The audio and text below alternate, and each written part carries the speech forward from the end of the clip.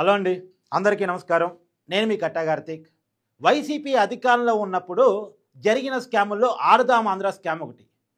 రోజా గారు మంత్రిగా ఉన్నప్పుడు ఆమె చివరి 2 సంవత్సరాలు క్రీడలు, యువజన విభాగం, పర్యాటక శాఖకి మంత్రిగా పనిచేశారు. ఆమె మంత్రిగా ఉన్నప్పుడు శాప్ చైర్మన్గా బైరెడ్డి సిద్ధార్థ రెడ్డి ఉన్నప్పుడు జరిగినటువంటి స్కామ్ ఇది. దాని మీద విజిలెన్స్ ఎంక్వైరీ పూర్తయింది. ఇవాళ డీజీపీ గారి టేబుల్ మీదకి రిపోర్ట్ రాబోతా ఉంది. డీజీపీ గారి ద్వారా రాష్ట్ర ప్రభుత్వ పెద్దలకు ఈ రిపోర్ట్ చేరబోతా ఉంది. రాష్ట్ర ప్రభుత్వ పెద్దలు దీని మీద ఎలాంటి ఎంక్వైరీ చేస్తారని చూడాలి. కానీ మనకు అందుతున్న సమాచారం ఏసీబీ ఎంక్వైరీ వేయబోతున్నారు అనేటువంటిది. ఏసీబీ ఎంక్వైరీ ఒకసారి వేసిన తర్వాత గవర్నర్ గారి పర్మిషన్ మేరకు ఏసీబీ కేసు నమోదు చేసే అవకాశం ఉంది ఆర్కే రోజా గారి మీద. 17A నిబంధన కింద ఏసీబీ గవర్నర్ గారి పర్మిషన్ తీసుకొని ఆర్కే రోజా గారి మీద, మాజీ మంత్రి గారి మీద కేసు నమోదు చేసే అవకాశం ఉంది. అలానే బైరెడ్డి సిద్ధార్థ రెడ్డి మీద కూడా కేసు నమోదు చేసి విచారించే అవకాశం ఉంది. అయితే వీళ్ళు అరెస్ట్ చేస్తారంటే అంత ఈజీ కాదు. ఎందుకు అంత ఈజీ కాదన్నది కూడా మీకు క్లియర్గా వివరించే ప్రయత్నం చేస్తాను. ముందుగా అవి ఏంటి స్కాము అనేది క్లియర్గా మీకు ఎక్స్ప్లెయిన్ చేస్తాను.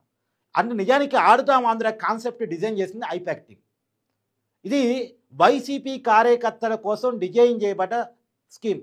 నిజానికి గ్రామాల్లో ఉన్న యువతని ఆకర్షించే దానికోసం. సహజంగా గ్రామాల్లో ఉన్న యువత వైసీపీ నాయకులను ఏమడుతారు? మా టీంకు క్రికెట్ కిట్ ఇప్పియండి, మాకు ఒక వాలీబాల్ కిట్ ఇప్పియండి. ఇది సహజంగా ఊళ్ళలో క్రీడాకారులు ఆయా రాజకీయ పార్టీ నాయకులను ఇది అడుగుతారు. కాబట్టి ఊళ్ళల్లో ఉన్నటువంటి వైసీపీ సంబంధిత కార్యకర్తలను, క్రీడాకారులను ఎంకరేజ్ చేయాలి.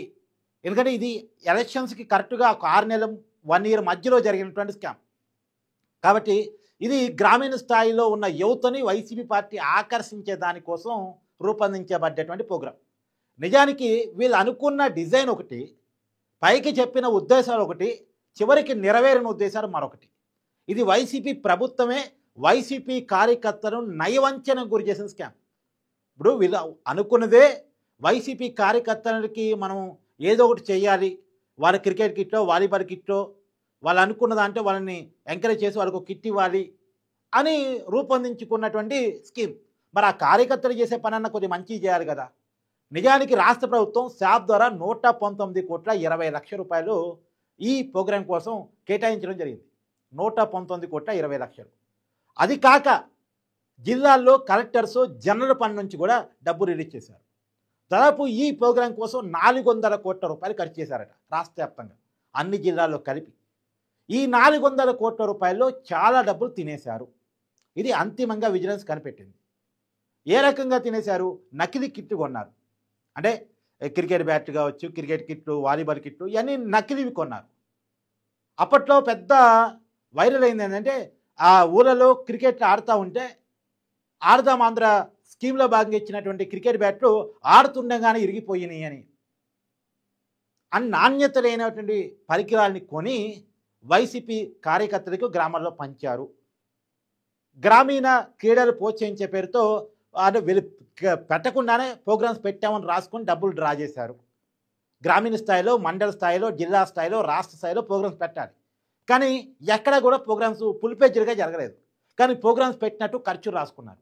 ఆయా గ్రామాల్లో క్రీడలు పెట్టామండి, దానికి ఒక్కొక్క గ్రామంలో 10 లక్షలు ఖర్చు అయింది, లేదా 15 లక్షలు ఖర్చు అయింది, 5 లక్షలు ఖర్చిన గ్రామాన్ని, గ్రామ స్థాయిని బట్టి వాళ్ళు ఖర్చు రాసుకున్నారు. ఒక జిల్లాలో జిల్లా మొత్తంగా ఓ 4 కోట్లు ఖర్చు అయింది.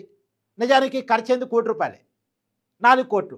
ఆ 4 కోట్లు ఏంటంటే క్రీడాకారులకి ప్రైజ్ మనీ, వాళ్ళకి భోజనాలు, గ్రౌండ్ క్లియరెన్సు, అంటే గ్రౌండ్ బాగు చేయాలి కదా క్రీడలు పెట్టాలంటే దానికోసం, ఇలా రకరకాల ఖర్చుల కింద.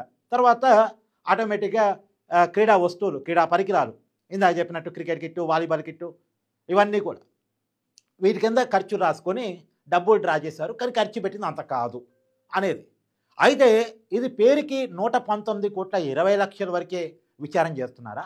మొత్తం 400 కోట్లు విచారణ చేస్తున్నారా? 400 కోట్లు విచారణ చేస్తే జిల్లా స్థాయి కలెక్టర్లు కూడా దీంట్లో ఇరకపోయే అవకాశం ఉంటుంది. ఐఏఎస్లు కూడా దీంట్లో ఇరకపోయే అవకాశం ఉంటుంది. ఎందుకంటే జిల్లా కలెక్టర్ల నుంచి జనరల్ ఫండ్ను కూడా ఈ 119 కోట్లతో కలిపి ఖర్చు చేశారు ఆడుదాం ఆంధ్ర స్కీమ్ కోసం. కాబట్టి అంత దూరం ఈ విచారణ వెళ్ళకపోవచ్చు. ఈ 119,20,00,000 విచారణ చేయొచ్చు నేను అనుకోవటం. ఎందుకంటే టార్గెట్ ఆర్కే రోజా కాబట్టి అంతవరకు ఆ రోజు జరిగిన అవినీతిలో ప్రధాన పాత్ర ఆమెదనే ఒక ఆరోపణ, అనుమానం వీళ్ళకు ఉంటుంది కాబట్టి ఆమె వరకు విచారణ చేయొచ్చు. మొత్తం స్కామ్ మీద జరిగిన అవినీతి మీద మొత్తంగా ఎంక్వైరీ చేయకపోవచ్చు అని అనుకుంటున్నాను. ఇప్పుడు ఈ 119,20,00,000 ఎంక్వైరీ చేస్తేనే ఒక ఐఏఎస్ ఇరకపోయే అవకాశం ఉంది. ఇప్పుడు ఐఏఎస్ సీఎంఓలో ఉన్నారు. చంద్రబాబు నాయుడు గారి సీఎంఓలో ఆ ఐఏఎస్ ఉన్నారు. ఎందుకంటే అవినీతి ఎలా చేస్తారంటే మామూలుగా నిర్ణయాలు పొలిటికల్ లీడర్స్ తీసుకున్న మంత్రులు తీసుకున్న అప్లై అంతా అధికారుల ద్వారానే జరిగిపోయింది. అమలు మొత్తం కూడా అధికారుల ద్వారానే జరిగిపోయింది. కాబట్టి అధికారులు కూడా దీంట్లో ఇరకపోయే అవకాశం ఉంది. ఏ స్కామ్ అయినా చూడండి, ఆ శాఖకు సంబంధించిన ఐఏఎస్ ఖచ్చితంగా దీంట్లో ఇన్వాల్వ్ అవుతాడు.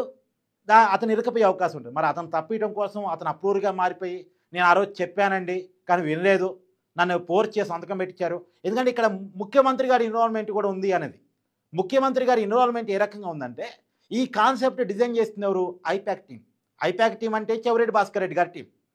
అంటే ఐపాక్ టీం అంటే ప్రశాంత్ కిషోర్ టీం అనుకోకండి. ఆ ప్రశాంత్ కిషోర్ నుంచి ఐపాక్ని రాక్కున్నారు వీళ్ళు. ఆ చెవిరెడ్డి భాస్కర్ రెడ్డి గారి దగ్గర ఉంది. ఆ చెవిరెడ్డి భాస్కర్ రెడ్డి గారి టీము ఈ ఆడుదాం ఆంధ్ర కాన్సెప్ట్ని రూపొందించింది. దీనివల్ల మన పార్టీ గ్రామ స్థాయిలో యువత మన పార్టీ ఓట్ల వైపు ఆకర్షించే అవకాశం ఉంటుంది. కాబట్టి ఈ స్కీమ్ బాగుంటుంది అని చెప్పేసి ఒక డిజైన్ రాష్ట్ర ప్రభుత్వానికి ఇచ్చింది. దానికోసం రాష్ట్ర ప్రభుత్వం ఐపాక్ టీంకి 50 లక్షలు చెల్లించింది. ఈ కాన్సెప్ట్ రూపొందించి ఇచ్చినందుకు గాను 50 లక్షల రూపాయలు ఇచ్చింది. చూడండి, ముందు నుంచే స్కామ్ ఉంది చూడండి. తర్వాత దీని మీద ముఖ్యమంత్రి జగన్మోహన్ రెడ్డి గారు 2 సార్లు రివ్యూలు జరిపారట. ఈ స్కీమ్ ఎలా అమలవుతుంది, ఏంటి, అంత బాగుందా లేదా, ఏ వస్తువులు ఏ క్రీడాకారులకు అందుతున్నాయి, గ్రామీణ స్థాయిలో జరుగుతున్నాయా లేదా, సచివాలయ స్థాయిలో. నిజానికి సచివాలయ స్థాయి నుంచి అనుకున్నారు. ఇది సచివాలయ స్థాయి, మండల స్థాయి, జిల్లా స్థాయి, రాష్ట్ర స్థాయి పోటీలు అనుకున్నారు. తర్వాత రాష్ట్ర స్థాయి పోటీలు పెట్టిన తర్వాత ముగింపు వేడుకల మీద కూడా చాలా పెద్ద ఆరోపణ. ముందు ఖర్చు 2 కోట్లు అనుకున్నారు, తర్వాత 3 కోట్లు అనుకున్నారు, 5 కోట్లుగా పెంచారు. ముగింపు వేడుకల కోసం 5 కోట్ల రూపాయలు ఖర్చు చేశారు. 5 కోట్లు నిజంగా ఖర్చు అయినాయా అంటే క్వశ్చన్ మార్క్. జబర్దస్త్ ఆర్టిస్టులను తెప్పించారు, వాళ్ళకి పేమెంట్ ఇచ్చామని చెప్పారు. మొత్తానికి చాలా లెక్కలు రాశారు. ఆ లెక్కలని నిజమేనా కాదా అనేది ఇప్పుడు విజిలెన్స్ రిపోర్టు రాబోతూ ఉంది. ముగింపు వేడుకల కోసం 5 కోట్లు, జిల్లాల్లో జరిగిన క్రీడల పేరుతోటి ఇష్టం వచ్చినటువంటి రాతలు, వాళ్ళు ఇష్టం వచ్చింది రాసుకున్నారు. ఒక జిల్లాలో ఇంత ఖర్చయింది, దానికి సంబంధించిన బిల్లులు కూడా సబ్మిట్ చేశారు. కానీ ఆ బిల్లులో వాస్తవికత లేదు అనేటువంటిది ఇప్పుడు విజిలెన్స్ నివేదికలో తెలియవస్తూ ఉంది. అయితే ఇప్పుడు ఏ మేరకు కేసు నమోదు చేస్తారు, ఏ మేరకు చర్యలు తీసుకుంటారు? ఎందుకంటే చాలా విజిలెన్స్ నివేదికలు ఉన్నాయి. ఇప్పుడు దానికి గుడివాళ్ళు కొడాలి నాని దాదాపు 100 కోట్ల మట్టి తవ్వకాలతో అవినీతికి పాల్పడ్డాడు అనేది విజిలెన్స్ నివేదిక ఉంది. దాని మీద ఇంతవరకు చర్యలు. గన్నవరంలో వల్లభి వంశీ మైనింగ్ ద్వారా 200 కోట్ల లబ్ధి పొందాడు అనేది విజిలెన్స్ నివేదిక ఉంది. దాని మీద పరదల పాలపు లేదు. అంటే ఆ కేసు వల్లభి వంశీ మీద నమోదైనప్పుడు కూడా దాని మీద పరదల పాలపు లేదు. కాబట్టి ఇప్పుడు ఈ ఆడుదాం ఆంధ్ర స్కామ్ మీద కూడా ఏ రకంగా ఎంక్వైరీగా ముందుకెళ్తారు అనేటువంటిది చూడాల్సి ఉంది.